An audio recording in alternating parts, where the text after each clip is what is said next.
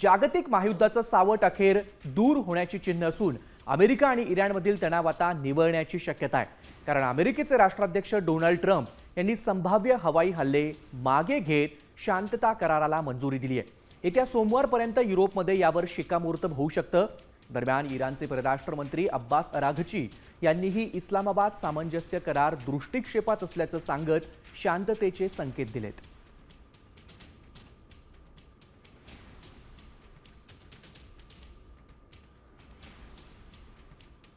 इस्लामाबाद सामंजस्य करारावर स्वाक्षरी होणं जवळपास निश्चित समजलं जात आहे.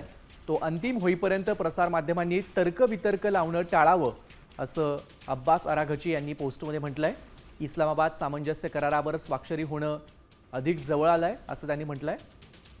तो अंतिम होईपर्यंत प्रसारमाध्यमांनी तर्कवितर्क लावू नये असं त्यांचं म्हणणं आहे.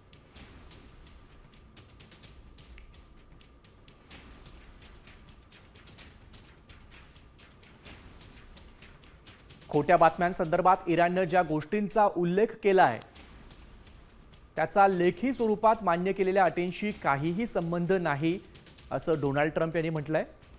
खोट्या बातम्यांसंदर्भात इराणनं ज्या गोष्टींचा उल्लेख केलाय त्याचा लेखी स्वरूपात मान्य केलेल्या अटींशी काहीही संबंध नाही असं अमेरिकेचे राष्ट्राध्यक्ष डोनाल्ड ट्रम्प यांचं म्हणणं आहे.